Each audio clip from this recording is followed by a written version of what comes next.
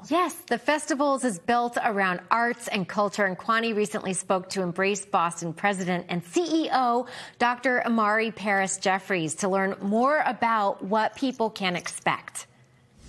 I feel like this is an annual tradition for us at this point. It is, and see, I'm matching. We're matching today. I got the memo on the blue. Still fresh sneakers as usual. You can't really see it right now. But let's talk about the Embrace Ideas Festival. What exactly is the event for those that may not be familiar? Well, it's a 2-day festival this year to illuminate the holiday of Juneteenth. You know, as we know, during the pandemic and after the murder of George Floyd, the Juneteenth holiday became a national holiday. And because it's not a holiday that most people have celebrated, we want to make sure that Boston was a leader in celebrating this holiday, centering Black joy, Black love, Black ideas. It's 2 days. It is at Mass Art, and we're really excited. Some great speakers. Why is it so important to celebrate this specific holiday?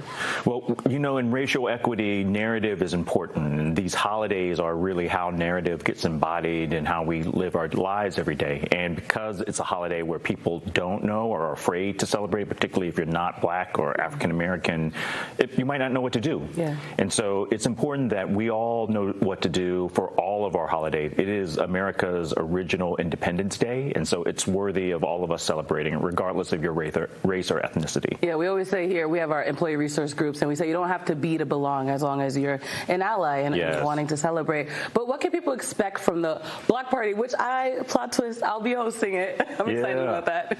We're going to see you break out any new dances during the block party? I don't know about that, guys. Stay tuned. You have to show up and see if I decide to. All right, we got to show up. Well, I'm the king of bad dances, so Tito, Jackson, and I try to do something as a team, but you know, one of us is offbeat, and it's usually me. But it's great speakers, it's great music, great food. So the first day we have amazing speakers like Austin Ash, Brandon Terry, Isabel Wilkerson with Lee Pelton, Malia Lazu, Ibram Kendi, Colette Phillips. So all of these both local and nationally renowned scholars, thinkers, activists there on that first day. Second day is centered around food. Culinary arts is a part of our tradition. You know, you can't have a holiday without thinking about food. Yeah. It's something that unites us all. So Chef Marcus Samuelson will be there with Janae Osterheld from The Globe, so our favorite people, Sheena Collier, Andres Holder, so amazing speakers on both days. All right, come for the good names, stay for the bad dancing, but Embrace it Boston itself, what's next? You know, we are building a museum, and so, you know, part of our original mandate was to think about the ways in which the built environment shapes our city and shapes who we think we are. As a city, we made 3 promises. That was to build the Embrace Monument, and so we have 2 more monuments queued up, and so we're going to extend the monument promise.